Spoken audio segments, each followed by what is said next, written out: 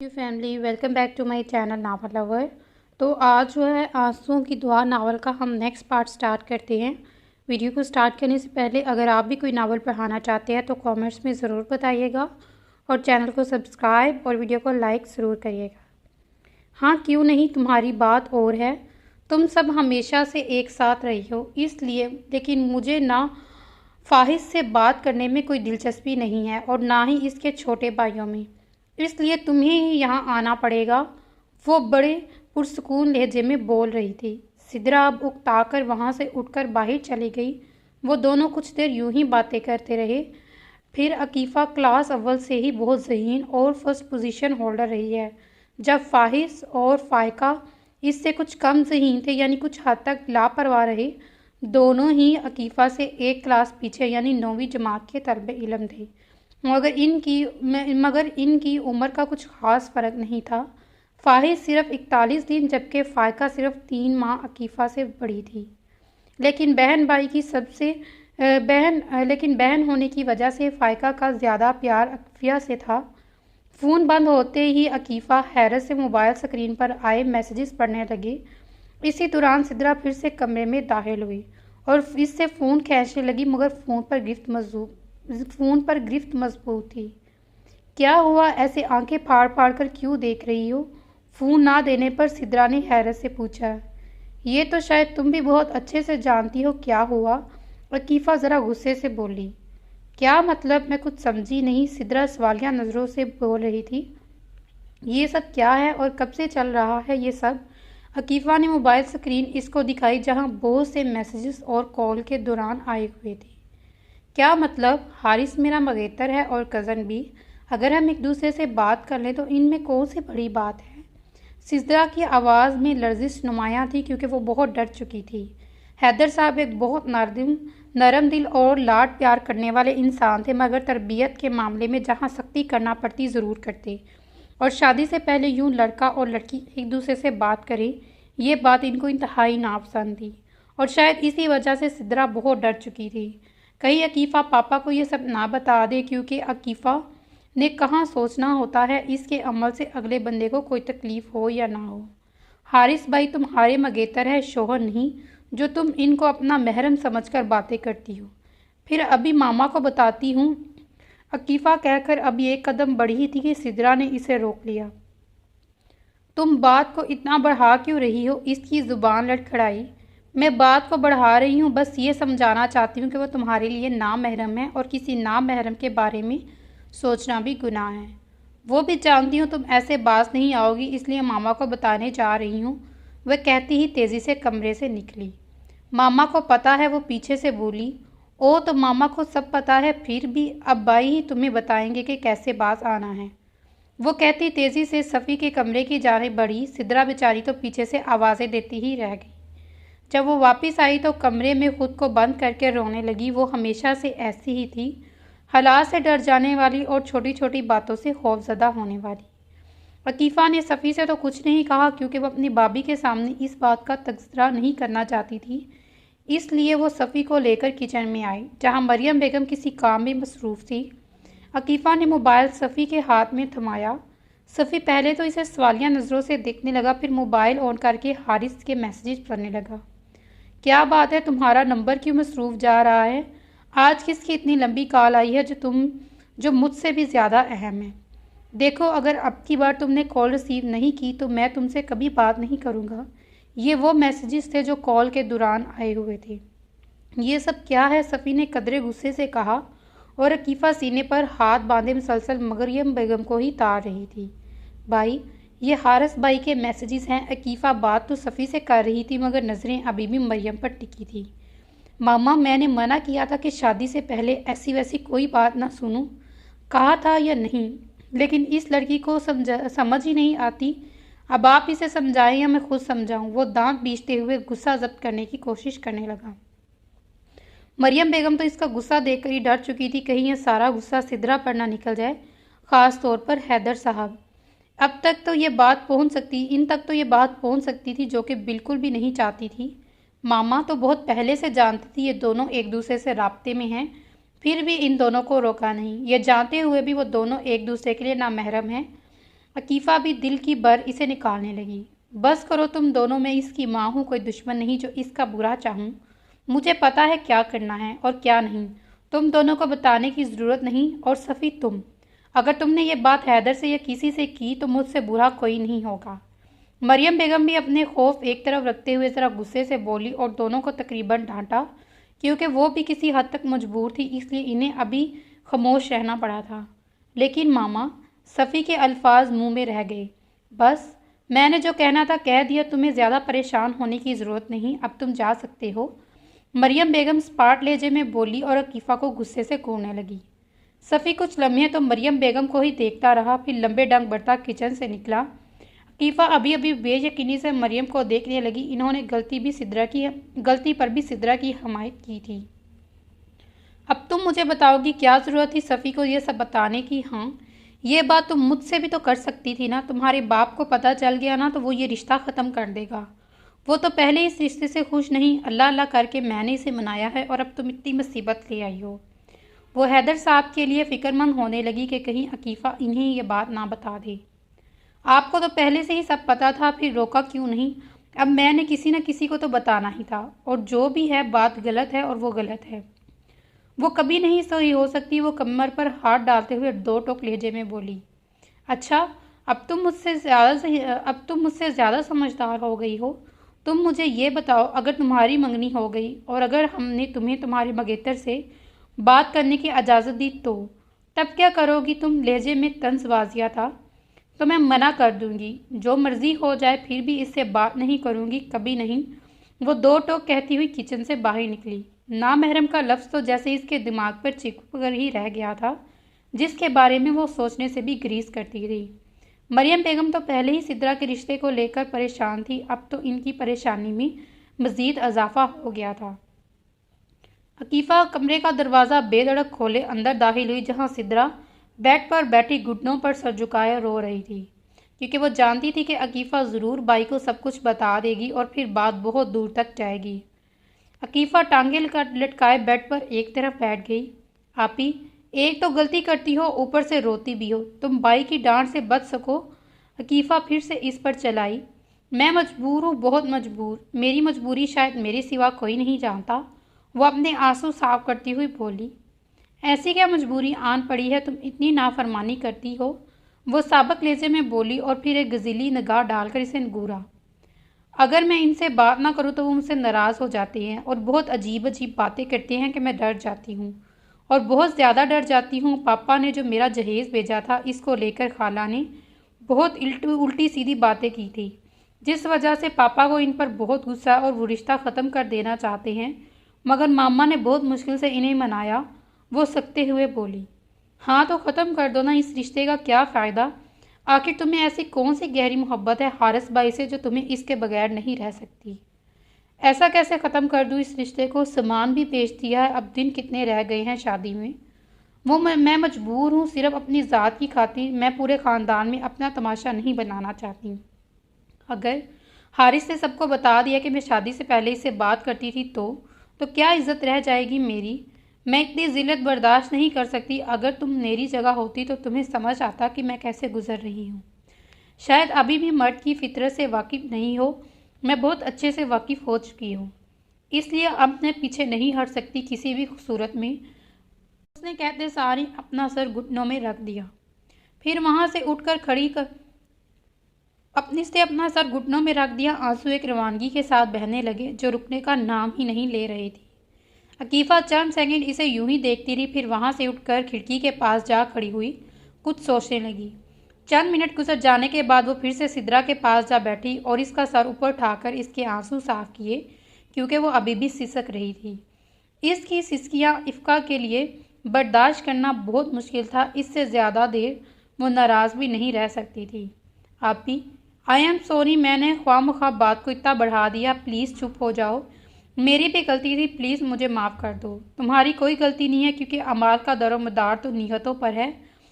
अकीफ़ा भी एक लड़की थी, आखिर किसी और लड़की की तकलीफ़ कैसे ना समझती। जहाँ वो थोड़ी ज़ुबान दराज थी, वहीं इसकी एक खासियत भी थी। जब भी इसे लगता कि इसे कहीं गलती है तो वो हमेशा माफ़ी मांग लेती थी।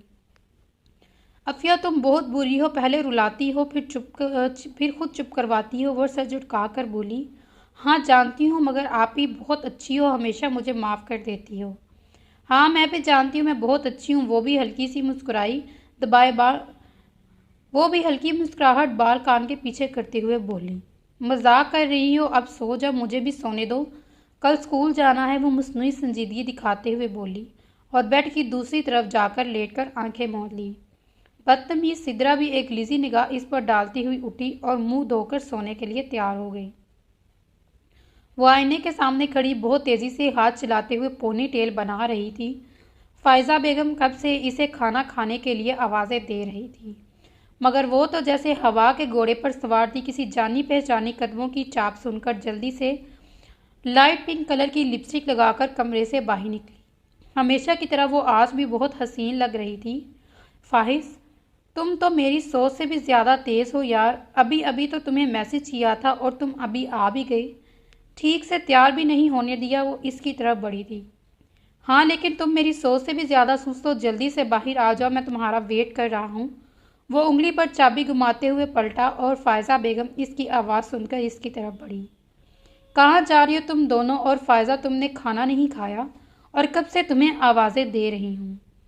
पुप्पो मेरी साथ घर जा रही है, थोड़ी देर बाद छोड़ जाऊंगा। वो जल्दी से कहता हुआ बाहर की तरफ दौड़ा। ये लड़का तो हमेशा हवा के घोड़े पर सवार रहता है और तुम भी जल्दी वापस आ जाना, मैं सारा दिन अकेली होती हूँ। फायजा बेगम इसे बाहर तक छोड़ने आ गई, फिर गेट बंद करके अंदर चलेंगी। बाइक आहिस्ता चलाना वो बैठते हुए इसे वार्न करने लगी। तुम चाहती हो कि मैं 10 मिनट का फासला आधे घंटे में तय करके अपना वक्त ज़ाया करूँ? भाई मुझे 100 काम होते हैं, मैं अपना कीमती वक्त ज़ाया नहीं कर सकता। आफ्टर ऑल घर का बड़ा बेटा हूँ, सारी जिम्मेदारियाँ ही मुझ पर हैं। वो मुस्नुई संजीदगी दिखाते हुए बोला। हाँ सब पता है तुम कितने जिम्मेदार हो, अपने बड़े होने का बस रोब झाड़ते रहते हो बेचारे जुनैर और अहमद पर। वो भी इसके कंधे पर हाथ रख कर बोली, क्योंकि वो वाकई में बाइक हवा में उड़ा रहा था। फायका की बात पर बस हल्का सा मुस्कुराया। थोड़ी देर बाद वो दोनों घर पहुंचे। फायका तो ममानी जान से मिलकर ऊपर नानों के पास चलेगी, जबकि फाहिज सीधा अपने कमरे में गया, जहां वो हर चीज़ बिखरी पड़ी थी जिसे वो भी संभाल कर गया था। आहत सुनैर, कहाँ छुपे हो तुम दोनों? आज तो मैं तुम दोनों को नहीं छोड़ूंगा। वो अपने कमरे की हालत देखते हुए चलाने लगा। इसका शोर सुनकर फायका भी दौड़ती हुई नीचे आई। क्या हो गया, क्यों इतना शोर मचा रहे हो? आमना बेगम भी अपने कमरे से बाहर निकलकर इसके कमरे में दाखिल हुई। मामा, आप ही ने इन दोनों को सर पर चढ़ा कर रखा है। ये देखिए मेरे कमरे की क्या हालत कर दी इन दोनों ने। मेरी वीडियो गेम्स, लैपटॉप, ये मेरा मोबाइल मैंने चार्ज होने के लिए रखा था, जो थोड़ी बहुत बैटरी थी वो भी ख़त्म कर दी। आज मैं इन दोनों को नहीं छोड़ूंगा। वो गुस्से से भड़कता हुआ अपनी चीज़ें उठाने लगा। फायका भी इसके कमरे में मौजूद थी, जो इसके गुस्से का जायज़ा ले रही थी। सर पर वो दोनों चढ़े हुए हैं, जिसकी हर फरमाइश पूरी की जाती है, फिर भी किसी को सुकून से रहने नहीं देते। क्या हो गया है? अगर इन दोनों ने किसी चीज़ को हाथ लगा लिया, बच्चे हैं, तुम्हारे छोटे भाई हैं, ये नहीं करेंगे तो और कौन करेगा? बस बहुत हो गया, बहुत सुन लिया आपका लेक्चर, अब आप जा सकती हैं। एक तो घर के सारे काम मैं करता हूँ और बातें भी मुझे ही सुननी पड़ती हैं। वो अब ज़्यादा बदतमीज़ी करने लगा था, जो कि फायका को बिल्कुल भी अच्छा नहीं लग रहा था। भला अपनी मामा से कौन ऐसे बदतमीज़ी करता है? घर के काम भी तो इसी के लिए करता हूँ ना, कि तुम्हारी कोई भी फरमाइश रद्द ना की जाए। आ जाने दो नियाजी साहब को, वही तुम्हारी अकल ठिकाने लगाएंगे। मुझे तो कुछ समझते ही नहीं हो। आमना बेगम गुस्से से बोलती हुई कमरे से चली गई। मैं सिर्फ इतना जानता हूँ कि मैं इस घर का बड़ा बेटा हूँ और यहाँ हर काम में मेरी मर्जी होगी। वो भी पीछे से चिल्लाया। क्या हो गया है फायज? बस भी कर दो, चली गई हैं वो। मामू जान के साथ तो तुम्हारी आवाज़ नहीं निकलती और ममानी जान से इतनी बदतमीज़ी, भला ऐसे भी कोई करता है? फायका इसके करीब जाकर बेड की पायनी पर जा बैठी। हाँ, क्योंकि वो मुझसे प्यार भी करते हैं और मेरी हर ख्वाहिश पूरी भी करते हैं। मामा ने कभी मेरी साइड नहीं ली, हमेशा मुझ पर चढ़ाती हैं, इसलिए फिर मुझे भी गुस्सा आ जाता है। वो कहनिया घुटनों पर टिकाए बहुत संजीदगी से बोला। गुस्से से पड़ी माथे पर शिकने अभी भी नुमायाँ थी। तो तुम कौन सा किसी को मौका देते हो किसी को कि तुमसे प्यार करे? बचपन से लेकर आज तक मैंने तुम में नरमी कम और बदतमीज़ी ज़्यादा देखी है। तुम सिर्फ अपनी मामा से ही नहीं बल्कि हर किसी से बदतमीज़ी करती हो। वो भी गहरी संजीदगी से इसे घूरते हुए बोली, मामा गई और अब तुम शुरू होगी लेक्चर देना। तुम जानती भी हो कि मुझे इन सब बातों का कोई असर नहीं होता। वो ल... वो इसकी आंखों में बुनने सिकोड़ते हुए सर्द लहजे में बोला, हाँ फिर भी अगर मेरी बात इतनी ही बुरी लगी है तो मुझे वापस घर छोड़ कर आओ। वो बेरुखी से गोया हुई। छोड़ आऊँगा जब मेरा दिल करेगा, वो साबका लहजे में कहता कमरे से चला गया। बदतमीज़ कहेगा, वो इसे पीछे से जाते हुए देखकर मुंह में बड़बड़ाई थी। वो अपने कमरे में औंधे मुंह बल लेटी मुसलसल रोए जा रही थी। दिन में भी जब इसे सिद्रा की याद आती वो किसी न किसी कोने में छुपकर रो लेती, क्योंकि दोनों के सामने रोना इसे कभी भी पसंद नहीं था। वो हमेशा तन्हाई में रोई जहाँ इसके आंसू देखने वाला अल्लाह के सिवा कोई नहीं था। सिद्रा की शादी को अभी 1 हफ्ता हुआ था, मगर अफिया को इसकी कमी यूँ महसूस करने लगी जैसे इसे यहाँ से गए सदियाँ हो गई। वो क्लास 1 से ही फर्स्ट या सेकंड पोजीशन होल्डर थी, मगर इस बार सिद्रा की शादी की वजह से वो अपनी स्टडी को लेकर कुछ हद तक फिक्रमंद भी थी, क्योंकि एक तो शादी में बहुत वक्त ज़ाया हुआ और दूसरा सिद्रा की कमी भी बहुत सी शिद्दत से महसूस हुई।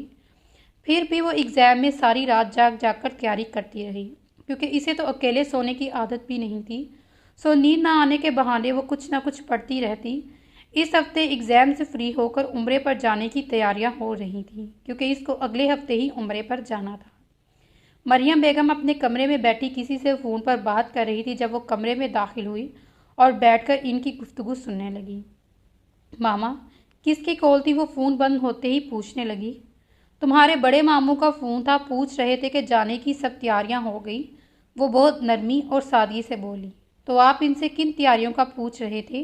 क्या वो लोग कहीं जा रहे हैं? और इनकी बातें सुनकर हैरत से पूछने लगी। हाँ भाई, वो सब तो हमारे साथ जा रहे हैं। मरियम बेगम ने कंधे उचाए। क्या? कौन कौन जा रहा है? वो तो सुनकर हैरान रह गई, क्योंकि इसे तो पता ही नहीं था कि इनको सब ननियाल वाले भी उम्रे पर जा रहे थे। तुम्हारी दोनों खाला, मामू, मुमानी, इनके बेटे और तुम्हारी नानो। वो कहते हुए वार्डरोब सेट करने लगी। वो फ़ायका के बारे में सोचने लगी, अगर वो भी जाती तो कितना अच्छा होता। वो मरियम बेगम से मज़ीद कुछ पूछे बिना मोबाइल उठाकर बाहर चलेगी और फ़ायका का नंबर डायल करने लगी।